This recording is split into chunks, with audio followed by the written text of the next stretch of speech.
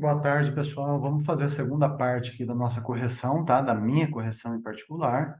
A gente não sabe como o INEP vai soltar as questões, mas uma opinião minha aqui do que pode sair, né? O que a gente pode fazer. Eu vou tentar ser o mais dinâmico possível para o vídeo ficar curto, né? E vocês poderem ver realmente o que dá para a gente tentar aí em relação a recursos, tá bom? Então, a gente tinha parado na parte um na questão 26, na questão 25, quando a gente inicia na questão 26, tá? Aqui falava a história de um militar, que ele estava na floresta, servindo, né? Estava com uma lesão super característica aí da nossa leishmaniose tegumentar, tá? Que a gente faz o tratamento exatamente com antimoniato de N-metilglucamina, tá? Então, aqui não tem muita dúvida, não. Provavelmente o gabarito que vai sair pelo INEP é letra D, tá ok? Bem característico aí de leishmaniose. Aqui outra questão, se falava de alterações dermatológicas, tá? Um senhor de 55 anos, 58 anos que trabalha na construção civil, provavelmente se expondo ao sol, né? Relata que essa manchinha aí teve um crescimento nos últimos 2 meses, né? E pergunta a principal hipótese diagnóstica. Perdão, a provável, né? A mais provável, ou seja, pode ser outra coisa? Pode, mas qual que é a mais provável que devemos pensar aqui? É o nosso melanoma, tá? Fazendo o nosso ABCDE aqui sobre a simetria, bordas, coloração, diâmetro e evolução, né? A gente tem uma suspeita aí de ser de um possível melanoma e possivelmente é isso que o INEP vai soltar, tá bom? Também não tem muito espaço aí para a gente entrar com recurso nessa questão. A questão 27, 28, né? Era uma criança aí uma mãe que trouxe, que não vai poder fazer o aleitamento materno aí para a criança no intervalo de horário e pergunta para nós qual que é a orientação como médico a gente deve fazer. Algumas alternativas aqui falavam de dar papas, de dar comida. A gente sabe que nessa idade aqui é apenas o leite materno, né? Ou leite de fórmula exclusiva, a gente evita dar qualquer tipo de alimento. E a mais compatível aqui é a letra A, tá? A letra B falava de fórmula de segmento, tá? Mas aqui não falava em relação se ele está tomando profilaxia para ferro ou outra profilaxia. Então, a mais correta aqui, na minha opinião, seria a letra A, tá? Fazer a fórmula infantil para lactante sem introdução de alimento complementar. Ok, pessoal?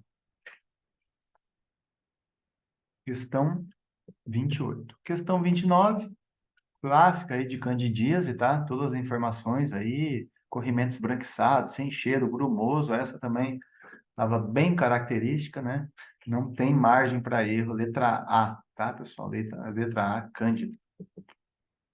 Questão 30 falava de uma família ali, mostrava um ecomapa, um genograma e perguntava qual ações aí que a gente deve fazer aí, né? Enquanto equipe de saúde da família. E a resposta mais correta, pessoal, é entender a dinâmica e reconhecer a dinâmica de funcionamento familiar, detectar as disfuncionalidades e planejar intervenções, tá bom? Não era nem a questão dos internamentos compulsórios que estavam falando aqui, muito menos um projeto terapêutico singular, tá? A gente tinha que entender a família como um todo. Então, para mim também, resposta C e não tem muita margem. A questão de número 35, tá? Questão de número 35 falava de uma criança aí de 6 meses que tinha aí muitos estigmas aí de autismo, né? A sintomatologia dele tinha muitos estigmas de autismo. E eu creio que é isso que o gabarito vai trazer, tá bom? Gabarito letra B, tá? Rastrear transtorno de espectro autista nessa criança. Questão 36 também era uma questão de psiquiatria bem característica aí, de um paciente que tinha insônia, tinha noites sem sono, inquieto, muito preocupado, há mais de 6 meses, aí, 7 meses, inquieto, né? Dificuldade de se concentrar. Provavelmente tratava-se aí de um quadro de transtorno de ansiedade generalizada, ataque, tá? Também eu creio que não tem muito espaço aí para a gente fazer nenhum recurso em relação a essa alternativa. 37, na minha opinião, já cabe recurso, né? Um idoso aí com uma sintomatologia de vias urinárias, né? mas que não deixava a gente aí muito específico para nada, tá? Eu creio aí que o gabarito pode vir a alternativa letra C, porém, na minha opinião, aí, essa sim cabe recurso, porque as informações contidas no enunciado não nos deixam claro uma, um diagnóstico específico dentre esses que estão aqui. Bem, a 38, essa é bem clássica também, a gente trabalhou muito isso na mentoria sobre ética médica e anticoncepcional, né? Novamente, o INEP trouxe o mesmo padrão de questão, né? Com uma jovem de 15 anos que foi à procura de informações, tá? E perguntava se o médico deveria passar anticoncepcional e ela com vontade ou não, tá? A letra A e a letra C falavam para não passar o anticoncepcional. E a gente, óbvio que a gente não vai deixar essa paciente que já está com vida sexual ativa em risco. Então a gente deve sim passar o anticoncepcional, afinal, ela tem esse interesse, né? Tá usando o preservativo, mas não está tomando nada, nenhum outro método, tá? Daí a gente ficaria entre a alternativa B e a alternativa C, D, perdão. Só que a alternativa D falava que o médico deveria informar a família, tá? Sobre essa situação. E a gente sabe, dentro da ética médica, como ela não está numa situação de risco de vida, né? Nem para ela, nem para terceiros, a gente não precisa fazer isso. Então, a resposta mais compatível aqui é a letra B, tá bom, pessoal? Letra B, a gente vai passar anticoncepcional para a paciente, a gente vai orientar ela sobre os cuidados para doenças sexualmente transmissíveis. Essa é clássica e a gente trabalhou exatamente esse tipo de padrão de respostas lá na nossa mentoria. 39, um cisto, né? Um cisto, a paciente com sinais de irritação peritoneal, né? Na minha opinião, o INEP vai trazer a alternativa letra B como correta, tá? Laparoscopia com oforoplastia, tá? Eu creio que o INEP vai trazer a alternativa letra B como correta.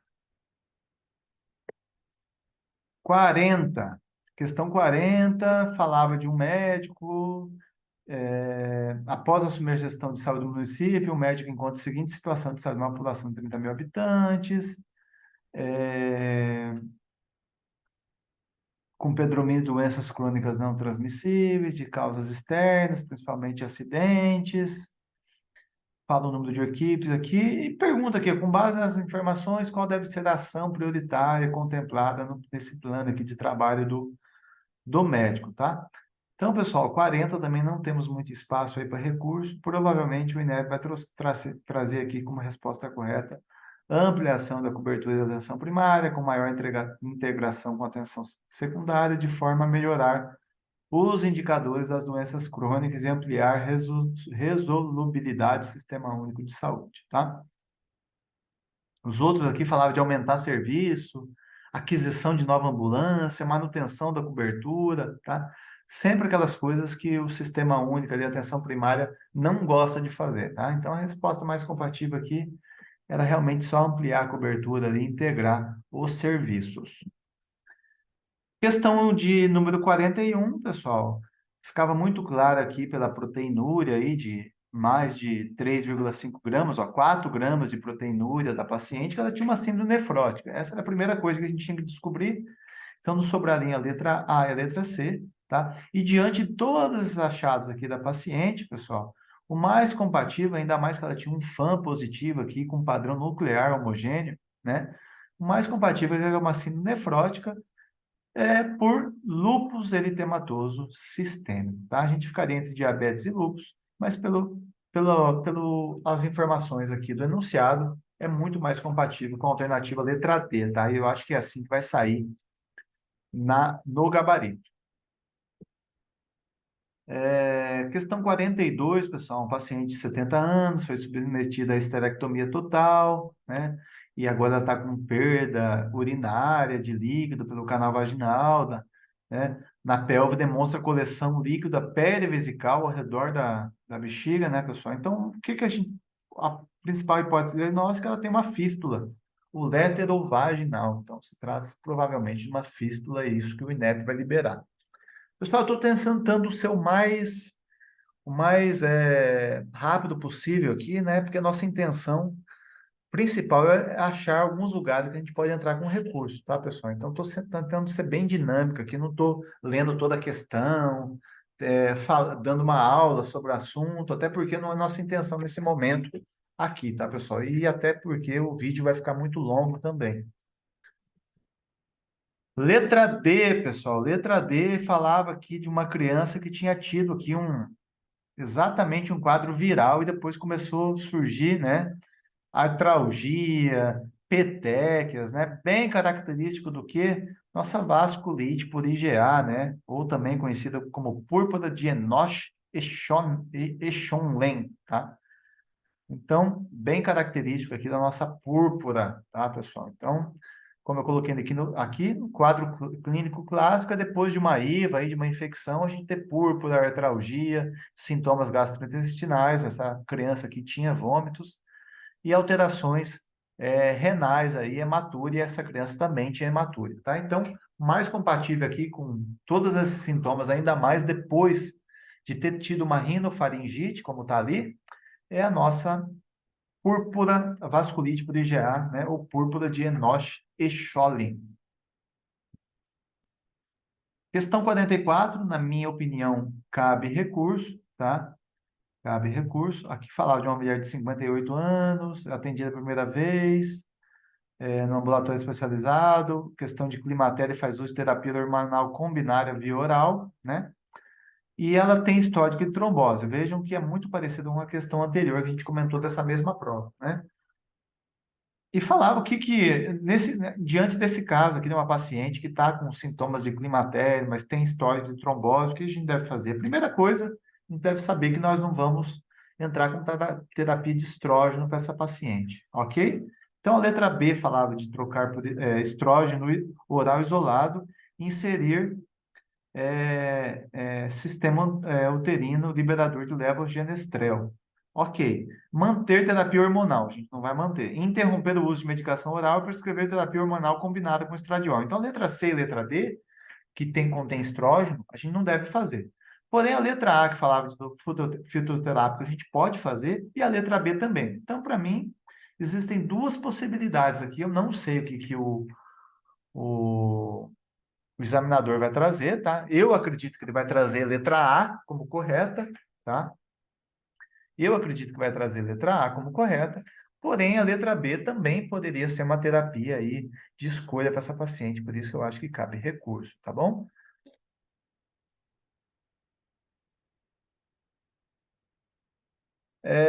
Questão 45, pessoal. O Revalina não tá para brincadeira mesmo, tá?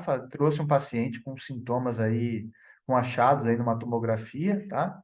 Com tosse, achados de alterações pulmonares, e perguntava onde que ele trabalhava provavelmente. Então, na minha opinião, vai vir aí letra B na construção civil, né, com amianto devido à asbestose, tá? Existe aqui derrame pleural e formação de placas pleurais que são características da asbestose, tá? A extração de carvão também pode acontecer, mas aqui, diante dessas circunstâncias aqui, eu creio que vai vir sim a letra B, tá? Amianto, tá? Trabalho com amianto, a nossa asbestose. É, questão 46, a cefaleia, que a gente trabalhou bastante também, tá, pessoal? Então, uma jovem aqui com uma cefaleia com áurea, tá? Cefaleia com áurea, é, falava história aqui que estava com vômito, fotofobia, fonofobia, né? Teve alterações visuais, né? Então, perguntava aqui qual que é a hipótese mais diagnóstica. Não era tumor cerebral, pessoal, não tinha sinais aqui de suspeita de cefaleia secundária para a gente investigar. Então, muito menos hemorragia subaracnoide na alternativa C, não tinha sinais meníngeos, né? Muito menos hipertensão hemicraniana. O mais compatível aqui é a letra B, dor hemicraniana com áurea, havendo indicação de tratamento sintomático e acompanhamento. Tá bom, pessoal? Então, cefaleia primária aí, enxaqueca com áurea. 47, uma paciente que sofreu um acidente, né, ocular e perguntava qual que é a nossa principal conduta diante de um acidente aí, com ácido, né? Então, toda vez que a gente tem um acidente ocular, a primeira coisa que devemos fazer tá? Irrigação abundante do olho afetado com solução cristalóide, soro fisiológico, tá bom, pessoal? Ou Ringer lactato também poderia ser, tá bom? É uma questão muito parecida aí que caiu em 2020, se não me engano, 2021, caiu uma questão que a padrão era o mesmo, tá? Então a gente deve fazer a irrigação aí com cristalóide. Questão 48, pessoal, questão de baixa estatura, tá? Então, o paciente estava fora da curva aqui de crescimento, não tinha idade óssea, não tinha a altura, tá? Mas ele estava fora do score, que estava com Z-3, tá? Então, a gente suspeitava de uma baixa estatura patológica, de origem patológica, e de acordo com o exame que ele deu aqui, provavelmente uma deficiência de GH, né? O GH dele está baixo, tá? Não tinha muita relação com hipotireoidismo, não tinha sintomas aqui, tá? Nem tinha informações para a gente dizer que é uma baixa estatura constitucional, nem informações para a gente falar que é uma baixa absorção de nutrientes, tá? Então a gente ficaria entre A e B, mas devido aos exames que mostraram que é baixa, era muito óbvio que seria a letra B, tá? E eu creio que é isso que o INEP vai liberar. Questão 49, pessoal. Essa questão 49, para mim, a mais correta é a letra D, tá? Mas eu entendo também que a gente pode entrar com recurso. Eu não coloquei aqui, mas eu entendo agora que a gente pode sim entrar com recurso. Por quê? Porque falava aqui de uma mulher de 35 anos que foi buscar informações sobre o rastreio do câncer de mama. Ela não se enquadra ainda na idade de rastreio, né? Como todos nós sabemos.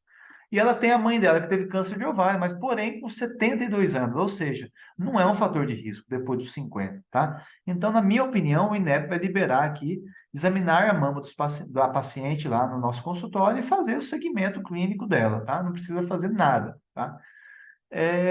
De repente, a gente consegue achar algumas literaturas aí que possam solicitar outras condutas. Então, a gente, de repente, consegue anular essa 49, mas eu creio que o INEP vai soltar letra D como correta. E a questão 50, cetoacidose diabética, pessoal, a questão de cetoacidose diabética. A gente ficaria entre a letra A, né? Qual que é a conduta no pronto atendimento? Nos perguntava a conduta no pronto atendimento. Vejam bem. A letra A falava de solicitar alguns exames, sódio, potássio, glicemia, até aqui tudo bem. Hemoglobina glicada, aqui que aqui que está o X da questão. A gente não vai pedir uma hemoglobina glicada lá no pronto atendimento para atender um paciente com cetoacidose diabética. Eu entendo que ele está em crise, né? Está em crise. Então não tem por que a gente pedir essa hemoglobina glicada, por isso que eu acho que essa alternativa A fica anulada. Então nos sobra apenas a alternativa C, tá? Hidratação venosa com soro fisiológico. A alternativa B fala em fazer já insulina, né? A gente sabe que não é a primeira coisa que nós fazemos, né? O pilar principal é nossa hidratação, né? Na cetoacidose diabética. E a letra D também falava em promover a remoção do usuário para o hospital de referência. Não, a gente tem que precisar resolver isso agora, tá? Então, alternativa C, na 50, e na minha opinião, não cabe muito recurso. Beleza, pessoal? Bem direto, sem muita enrolação. Essa é a segunda parte, tá, pessoal? Amanhã a gente vem aí com o restante da prova. Um abraço a todos e até mais.